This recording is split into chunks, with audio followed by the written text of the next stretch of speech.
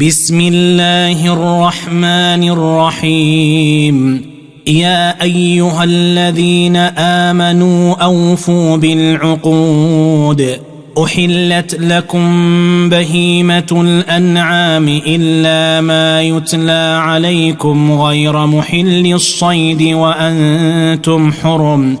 إن الله يحكم ما يريد. يا أيها الذين آمنوا لا تحلوا شعائر الله ولا الشهر الحرام ولا الهدي ولا القلائد ولا آمين البيت الحرام يبتغون فضلا من ربهم ورضوانا. وإذا حللتم فاصطادوا. ولا يجرمنكم شنآن قوم أن صدوكم عن المسجد الحرام أن تعتدوا. وتعاونوا على البر والتقوى ولا تعاونوا على الإثم والعدوان. واتقوا الله إن الله شديد العقاب. حرمت عليكم الميتة والدم ولحم الخنزير وما أهل لغير الله به والمنخنقة والموقوذة والمتردية والنطيحة وما أكل السبع إلا ما ذكيتم وما ذبح على النصب وأن تستقسموا بالأزلام ذلكم فسق. اليوم يئس الذين كفروا من دينكم فلا تخشوهم واخشون. اليوم أكملت لكم دينكم وأتممت عليكم نعمتي ورضيت لكم الإسلام دينا. فمن اضطر في مخمصة غير متجانف لإثم فإن الله غفور رحيم. يسألونك ماذا أحل لهم قل أحل لكم الطيبات وما علمتم من الجوارح مكلبين تعلمونهن مما علمكم الله فكلوا مما أمسكن عليكم واذكروا اسم الله عليه واتقوا الله إن الله سريع الحساب. اليوم أحل لكم الطيبات وطعام الذين أوتوا الكتاب حل لكم وطعامكم حل لهم. والمحصنات من المؤمنات والمحصنات من الذين أوتوا الكتاب من قبلكم إذا آتيتموهن أجورهن محصنين غير مسافحين ولا متخذي أخدان. ومن يكفر بالإيمان فقد حبط عمله وهو في الآخرة من الخاسرين. يا أيها الذين آمنوا إذا قمتم إلى الصلاة فاغسلوا وجوهكم وأيديكم إلى المرافق وامسحوا برؤوسكم وأرجلكم إلى الكعبين. وإن كنتم جنبا فاطهروا. وإن كنتم مرضى أو على سفر أو جاء أحد منكم من الغائط أو لامستم النساء فلم تجدوا ماء فتيمموا صعيدا طيبا فامسحوا بوجوهكم وأيديكم منه. ما يريد الله ليجعل عليكم من حرج ولكن يريد ليطهركم وليتم نعمته عليكم لعلكم تشكرون. واذكروا نعمة الله عليكم وميثاقه الذي واثقكم به إذ قلتم سمعنا وأطعنا واتقوا الله إن الله عليم بذات الصدور. يا أيها الذين آمنوا كونوا قوامين لله شهداء بالقسط ولا يجرمنكم شنآن قوم على ألا تعدلوا اعدلوا هو أقرب للتقوى واتقوا الله إن الله خبير بما تعملون. وعد الله الذين آمنوا وعملوا الصالحات لهم مغفرة وأجر عظيم. والذين كفروا وكذبوا بآياتنا أولئك أصحاب الجحيم. يا أيها الذين آمنوا اذكروا نعمة الله عليكم إذ هم قوم أن يبسطوا إليكم أيديهم فكف أيديهم عنكم واتقوا الله وعلى الله فليتوكل المؤمنون. ولقد أخذ الله ميثاق بني إسرائيل وبعثنا منهم 12 نقيبا وقال الله إني معكم لئن أقمتم الصلاة وآتيتم الزكاة وآمنتم برسلي وعزرتموهم وأقرضتم الله قرضا حسنا لأكفرن عنكم سيئاتكم ولأدخلنكم جنات تجري من تحتها الأنهار فمن كفر بعد ذلك منكم فقد ضل سواء السبيل. فبما نقضهم ميثاقهم لعناهم وجعلنا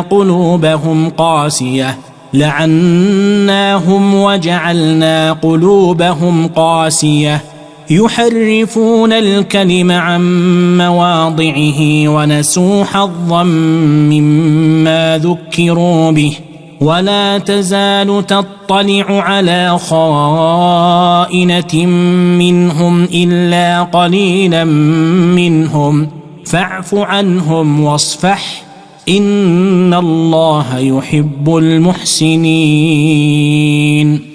ومن الذين قالوا إنا نصارى أخذنا ميثاقهم فنسوا حظا مما ذكروا به فأغرينا بينهم العداوة والبغضاء إلى يوم القيامة وسوف ينبئهم الله بما كانوا يصنعون. يا أهل الكتاب قد جاءكم رسولنا يبين لكم كثيرا مما كنتم تخفون من الكتاب ويعفو عن كثير. قد جاءكم من الله نور وكتاب مبين يهدي به الله من اتبع رضوانه سبل السلام ويخرجهم من الظلمات إلى النور بإذنه ويهديهم إلى صراط مستقيم. لقد كفر الذين قالوا إن الله هو المسيح ابن مريم قل فمن يملك من الله شيئا إن أراد أن يهلك المسيح ابن مريم وأمه ومن في الأرض جميعا ولله ملك السماوات والأرض وما بينهما يخلق ما يشاء والله على كل شيء قدير. وقالت اليهود والنصارى نحن أبناء الله وأحباؤه قل فلم يعذبكم بذنوبكم بل أنتم بشر ممن خلق يغفر لمن يشاء ويعذب من يشاء ولله ملك السماوات والأرض وما بينهما وإليه المصير. يا أهل الكتاب قد جاءكم رسولنا يبين لكم على فترة من الرسل أن تقولوا ما جاءنا من بشير ولا نذير فقد جاءكم بشير ونذير والله على كل شيء قدير. وإذ قال موسى لقومه يا قوم اذكروا نعمة الله عليكم إذ جعل فيكم أنبياء وجعلكم ملوكا وآتاكم ما لم يؤت أحدا من العالمين. يا قوم ادخلوا الأرض المقدسة التي كتب الله لكم ولا ترتدوا على أدباركم فتنقلبوا خاسرين. قالوا يا موسى إن فيها قوما جبارين وإنا لن ندخلها حتى يخرجوا منها فإن يخرجوا منها فإنا داخلون. قال رجلان من الذين يخافون أنعم الله عليهم ادخلوا عليهم الباب فإذا دخلتموه فإنكم غالبون وعلى الله فتوكلوا إن كنتم مؤمنين. قالوا يا موسى إنا لن ندخلها أبدا ما داموا فيها فاذهب أنت وربك فقاتلا إنا هاهنا قاعدون. قال رب إني لا أملك إلا نفسي وأخي فافرق بيننا وبين القوم الفاسقين. قال فإنها محرمة عليهم 40 سنة يتيهون في الأرض فلا تأس على القوم الفاسقين. واتل عليهم نبأ ابني آدم بالحق إذ قربا قربانا فتقبل من أحدهما ولم يتقبل من الآخر قال لأقتلنك قال إنما يتقبل الله من المتقين. لئن بسطت إلي يدك لتقتلني ما أنا بباسط يدي إليك لأقتلك إني أخاف الله رب العالمين. إني أريد أن تبوء بإثمي وإثمك فتكون من أصحاب النار وذلك جزاء الظالمين. فطوعت له نفسه قتل أخيه فقتله فأصبح من الخاسرين. فبعث الله غرابا يبحث في الأرض ليريه كيف يواري سوءة أخيه قال يا ويلتى أعجزت أن أكون مثل هذا الغراب فأواري سوءة أخي فأصبح من النادمين. من أجل ذلك كتبنا على بني إسرائيل أنه من قتل نفسا بغير نفس أو فساد في الأرض فكأنما قتل الناس جميعا ومن أحياها فكأنما أحيا الناس جميعا ولقد جاءتهم رسلنا بالبينات ثم إن كثيرا منهم بعد ذلك في الأرض لمسرفون. إنما جزاء الذين يحاربون الله ورسوله ويسعون في الأرض فسادا أن يقتلوا أو يصلبوا أو تقطع أيديهم وأرجلهم من خلاف أو ينفوا من الأرض ذلك لهم خزي في الدنيا ولهم في الآخرة عذاب عظيم. إلا الذين تابوا من قبل أن تقدروا عليهم فاعلموا أن الله غفور رحيم. يا أيها الذين آمنوا اتقوا الله وابتغوا إليه الوسيلة وجاهدوا في سبيله لعلكم تفلحون. إن الذين كفروا لو أن لهم ما في الأرض جميعا ومثله معه ليفتدوا به من عذاب يوم القيامة ما تقبل منهم ولهم عذاب أليم. يريدون أن يخرجوا من النار وما هم بخارجين منها ولهم عذاب مقيم. والسارق والسارقة فقطعوا أيديهما جزاء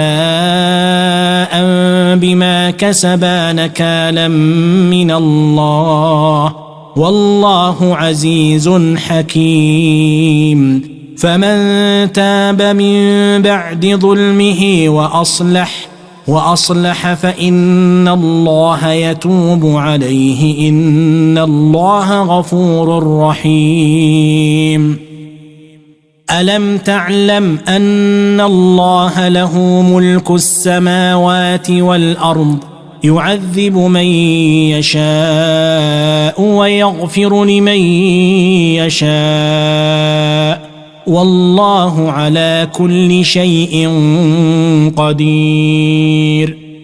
يا أيها الرسول لا يحزنك الذين يسارعون في الكفر من الذين قالوا آمنا بأفواههم ولم تؤمن قلوبهم ومن الذين هادوا سماعون للكذب سماعون لقوم آخرين لم يأتوك يحرفون الكلم من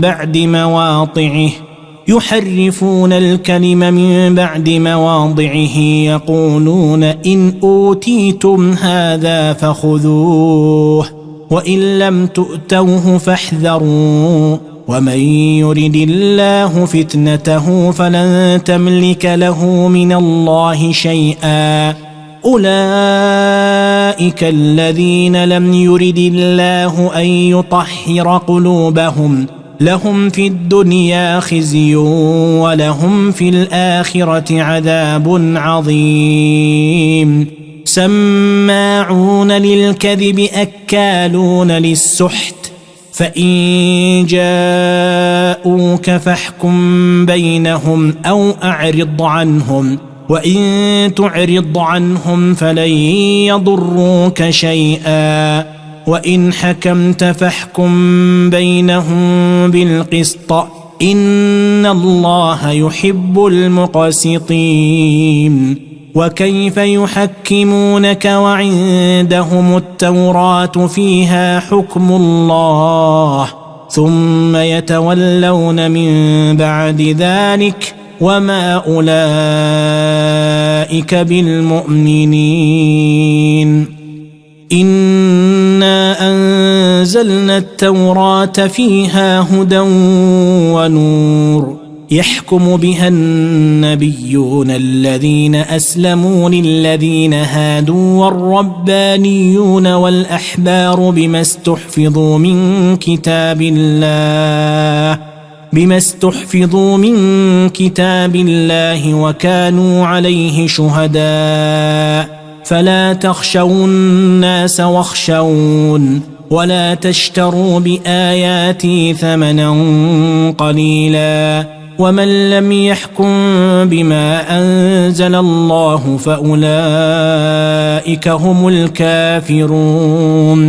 وكتبنا عليهم فيها أن النفس بالنفس والعين بالعين والأنف بالأنف والأذن بالأذن والسن بالسن والجروح قصاص فمن تصدق به فهو كفارة له ومن لم يحكم بما أنزل الله فأولئك هم الظالمون. وقفينا على آثارهم بعيسى بن مريم مصدقا لما بين يديه من التوراة وآتيناه الإنجيل فيه هدى ونور ومصدقا لما بين يديه من التوراة وهدى وموعظة للمتقين. وليحكم أهل الإنجيل بما أنزل الله فيه ومن لم يحكم بما أنزل الله فأولئك هم الفاسقون. وأنزلنا إليك الكتاب بالحق مصدقا لما بين يديه من الكتاب ومهيمنا عليه فاحكم بينهم بما أنزل الله ولا تتبع أهواءهم عما جاءك من الحق لكل جعلنا منكم شرعة ومنهاجا ولو شاء الله لجعلكم أمة واحدة ولكن ليبلوكم فيما آتاكم فاستبقوا الخيرات إلى الله مرجعكم جميعا فينبئكم بما كنتم فيه تختلفون. وأن احكم بينهم بما أنزل الله ولا تتبع أهواءهم واحذرهم أن يفتنوك عن بعض ما أنزل الله إليك فإن تولوا فاعلم أنما يريد الله أن يصيبهم ببعض ذنوبهم وإن كثيرا من الناس لفاسقون. أفحكم الجاهلية يبغون ومن أحسن من الله حكما لقوم يوقنون. يا أيها الذين آمنوا لا تتخذوا اليهود والنصارى أولياء بعضهم أولياء بعض ومن يتولهم منكم فإنه منهم إن الله لا يهدي القوم الظالمين. فترى الذين في قلوبهم مرض يسارعون فيهم يقولون نخشى أن تصيبنا دائرة فعسى الله أن يأتي بالفتح أو أمر من عنده فيصبحوا على ما أسروا في أنفسهم نادمين. ويقول الذين آمنوا أهؤلاء الذين أقسموا بالله جهد أيمانهم إنهم لمعكم حبطت أعمالهم فأصبحوا خاسرين. يا أيها الذين آمنوا من يرتد منكم عن دينه فسوف يأتي الله بقوم يحبهم ويحبونه أذلة على المؤمنين أعزة على الكافرين يجاهدون في سبيل الله ولا يخافون لومة لائم ذلك فضل الله يؤتيه من يشاء والله واسع عليم. إنما وليكم الله ورسوله والذين آمنوا الذين يقيمون الصلاة ويؤتون الزكاة وهم راكعون. ومن يتول الله ورسوله والذين آمنوا فإن حزب الله هم الغالبون. يا أيها الذين آمنوا لا تتخذوا الذين اتخذوا دينكم هزوا ولعبا من الذين أوتوا الكتاب من قبلكم والكفار أولياء واتقوا الله إن كنتم مؤمنين. وإذا ناديتم إلى الصلاة اتخذوها هزوا ولعبا ذلك بأنهم قوم لا يعقلون. قل يا أهل الكتاب هل تنقمون منا إلا أن آمنا بالله وما أنزل إلينا وما أنزل من قبل وأن أكثركم فاسقون. قل هل أنبئكم بشر من ذلك مثوبة عند الله من لعنه الله وغضب عليه وجعل منهم القردة والخنازير وعبد الطاغوت أولئك شر مكانا وأضل عن سواء السبيل. وإذا جاءوكم قالوا آمنا وقد دخلوا بالكفر وهم قد خرجوا به والله أعلم بما كانوا يكتمون. وترى كثيرا منهم يسارعون في الإثم والعدوان وأكلهم السحت لبئس ما كانوا يعملون. لولا ينهاهم الربانيون والأحبار عن قولهم الإثم وأكلهم السحت لبئس ما كانوا يصنعون. وقالت اليهود يد الله مغلولة غلت أيديهم ولعنوا بما قالوا بل يداه مبسوطتان ينفق كيف يشاء وليزيدن كثيرا منهم ما أنزل إليك من ربك طغيانا وكفرا وألقينا بينهم العداوة والبغضاء إلى يوم القيامة كلما أوقدوا نارا للحرب أطفأها الله ويسعون في الأرض فسادا والله لا يحب المفسدين. ولو أن أهل الكتاب آمنوا واتقوا لكفرنا عنهم سيئاتهم ولأدخلناهم جنات النعيم. ولو أنهم أقاموا التوراة والإنجيل وما أنزل إليهم من ربهم لأكلوا من فوقهم ومن تحت أرجلهم منهم أمة مقتصدة وكثير منهم ساء ما يعملون.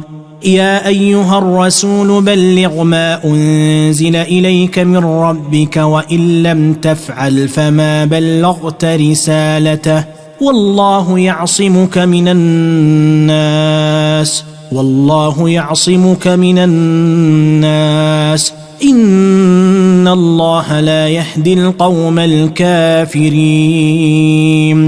قل يا أهل الكتاب لستم على شيء حتى تقيموا التوراة والإنجيل وما أنزل إليكم من ربكم وليزيدن كثيرا منهم ما أنزل إليك من ربك طغيانا وكفرا فلا تأس على القوم الكافرين إن الذين آمنوا والذين هادوا والصابئون والنصارى من آمن بالله واليوم الآخر وعمل صالحا فلا خوف عليهم ولا هم يحزنون لقد أخذنا ميثاق بني إسرائيل وأرسلنا إليهم رسلا كلما جاءهم رسول بما لا تهوى أنفسهم فريقا كذبوا وفريقا يقتلون وحسبوا ألا تكون فتنة فعموا وصموا ثم تاب الله عليهم ثم عموا وصموا كثير منهم والله بصير بما يعملون لقد كفر الذين قالوا إن الله هو المسيح ابن مريم وقال المسيح يا بني إسرائيل اعبدوا الله ربي وربكم إنه من يشرك بالله فقد حرم الله عليه الجنة ومأواه النار وما للظالمين من أنصار لقد كفر الذين قالوا إن الله ثالث ثلاثة وما من إله إلا إله واحد وإن لم ينتهوا عما يقولون ليمسن الذين كفروا منهم عذاب أليم أفلا يتوبون إلى الله ويستغفرونه والله غفور رحيم ما المسيح ابن مريم إلا رسول قد خلت من قبله الرسل وأمه صديقة كانا يأكلان الطعام انظر كيف نبين لهم الآيات ثم انظر أنى يؤفكون قل أتعبدون من دون الله ما لا يملك لكم ضرا ولا نفعا والله هو السميع العليم قل يا أهل الكتاب لا تغلوا في دينكم غير الحق ولا تتبعوا أهواء قوم قد ضلوا من قبل وأضلوا كثيرا وضلوا عن سواء السبيل لعن الذين كفروا من بني إسرائيل على لسان داود وعيسى بن مريم ذلك بما عصوا وكانوا يعتدون كانوا لا يتناهون عن منكر فعلوه لبئس ما كانوا يفعلون ترى كثيرا منهم يتولون الذين كفروا لبئس ما قدمت لهم أنفسهم أن سخط الله عليهم وفي العذاب هم خالدون ولو كانوا يؤمنون بالله والنبي وما أنزل إليه ما اتخذوهم أولياء ولكن كثيرا منهم فاسقون لتجدن أشد الناس عداوة للذين آمنوا اليهود والذين أشركوا ولتجدن أقربهم مودة للذين آمنوا الذين قالوا إنا نصارى ذلك بأن منهم قسيسين ورهبانا وأنهم لا يستكبرون وإذا سمعوا ما أنزل إلى الرسول ترى أعينهم تفيض من الدمع مما عرفوا من الحق يقولون ربنا آمنا فاكتبنا مع الشاهدين وما لنا لا نؤمن بالله وما جاءنا من الحق ونطمع أن يدخلنا ربنا مع القوم الصالحين فأثابهم الله بما قالوا جنات تجري من تحتها الأنهار خالدين فيها وذلك جزاء المحسنين والذين كفروا وكذبوا بآياتنا أولئك أصحاب الجحيم يا أيها الذين آمنوا لا تحرموا طيبات ما أحل الله لكم ولا تعتدوا إن الله لا يحب المعتدين وكلوا مما رزقكم الله حلالا طيبا واتقوا الله الذي أنتم به مؤمنون لا يؤاخذكم الله باللغو في أيمانكم ولكن يؤاخذكم بما عقدتم الأيمان فكفارته إطعام 10 مساكين من أوسط ما تطعمون أهليكم أو كسوتهم أو تحرير رقبة فمن لم يجد فصيام 3 أيام ذلك كفارة أيمانكم إذا حلفتم واحفظوا أيمانكم كذلك يبين الله لكم آياته لعلكم تشكرون يا أيها الذين آمنوا إنما الخمر والميسر والأنصاب والأزلام رجس من عمل الشيطان فاجتنبوه لعلكم تفلحون إنما يريد الشيطان أن يوقع بينكم العداوة والبغضاء في الخمر والميسر ويصدكم عن ذكر الله وعن الصلاة فهل أنتم منتهون وأطيعوا الله وأطيعوا الرسول واحذروا فإن توليتم فاعلموا أنما على رسولنا البلاغ المبين ليس على الذين آمنوا وعملوا الصالحات جناح فيما طعموا إذا ما اتقوا وآمنوا وعملوا الصالحات ثم اتقوا وآمنوا ثم اتقوا وأحسنوا والله يحب المحسنين يا أيها الذين آمنوا ليبلونكم الله بشيء من الصيد تناله أيديكم ورماحكم ليعلم الله من يخافه بالغيب فمن اعتدى بعد ذلك فله عذاب أليم يا أيها الذين آمنوا لا تقتلوا الصيد وأنتم حرم ومن قتله منكم متعمدا فجزاء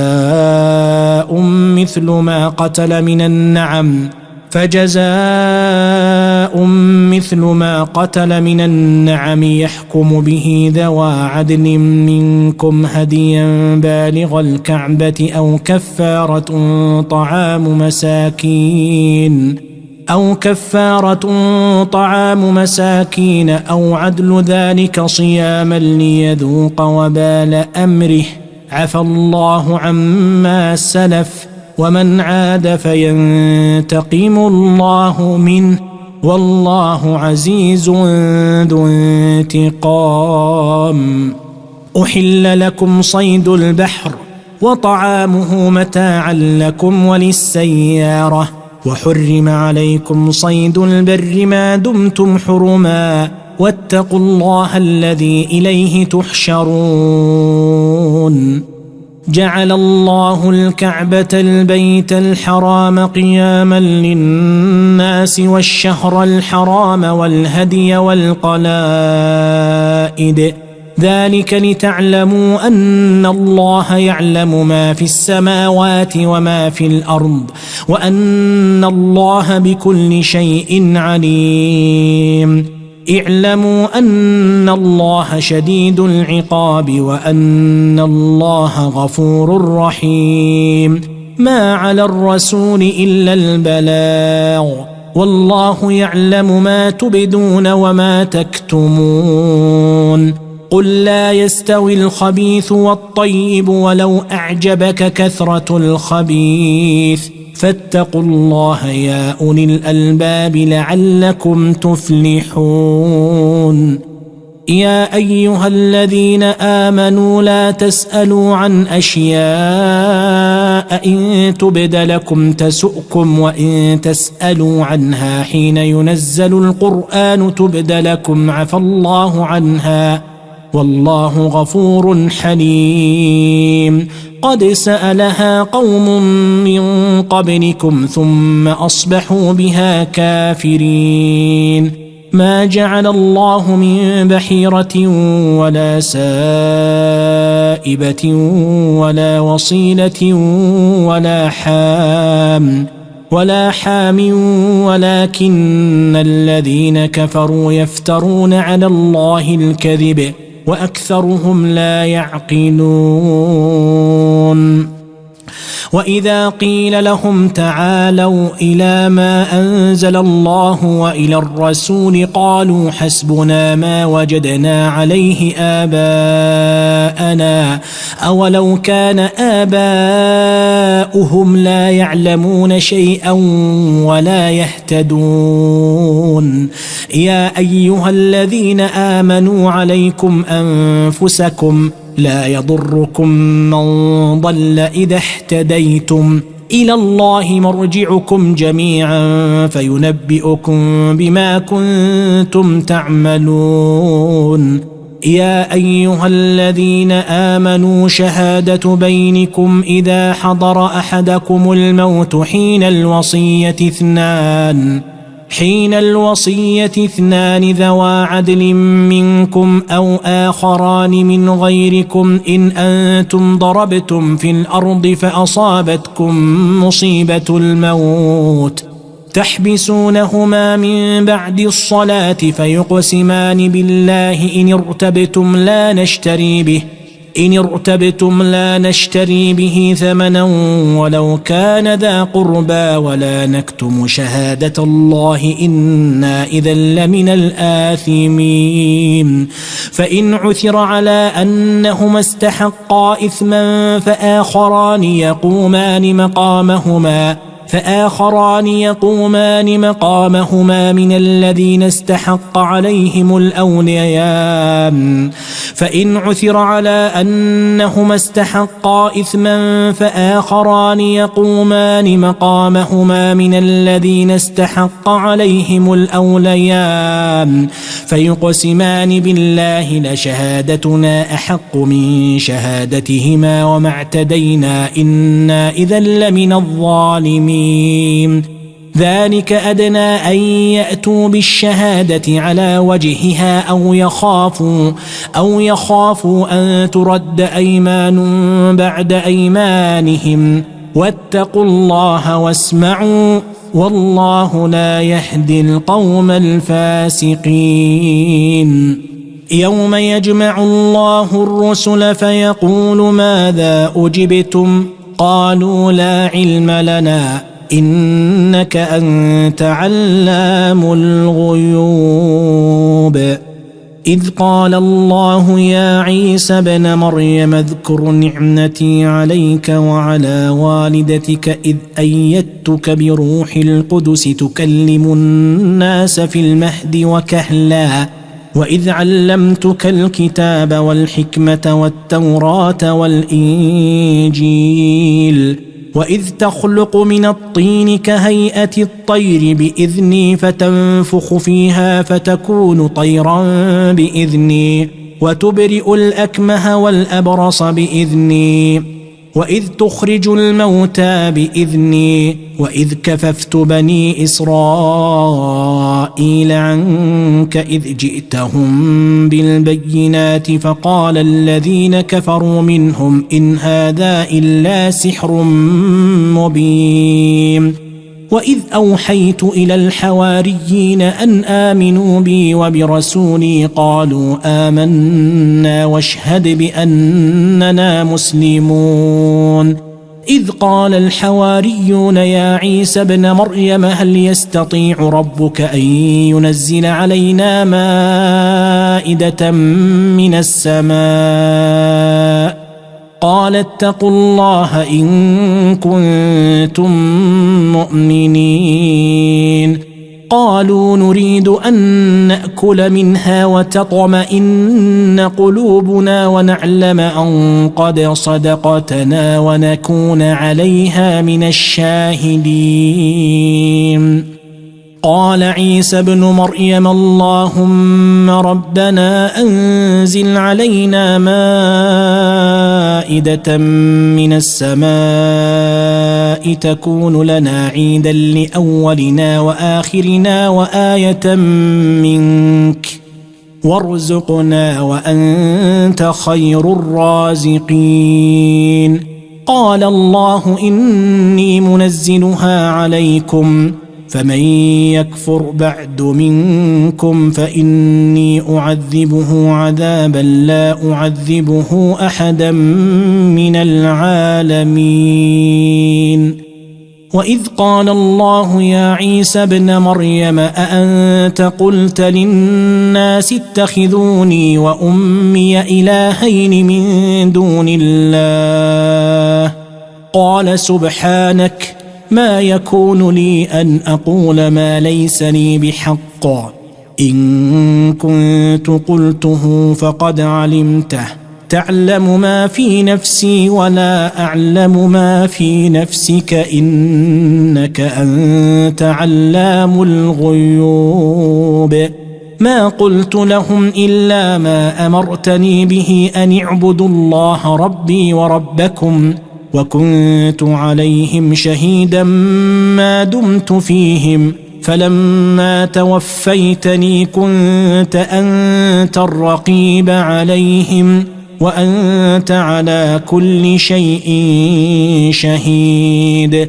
إن تعذبهم فإنهم عبادك وإن تغفر لهم فإنك أنت العزيز الحكيم قال الله هذا يوم ينفع الصادقين صدقهم لهم جنات تجري من تحتها الأنهار خالدين فيها أبدا رضي الله عنهم ورضوا عنه ذلك الفوز العظيم لله ملك السماوات والأرض وما فيهن وهو على كل شيء قدير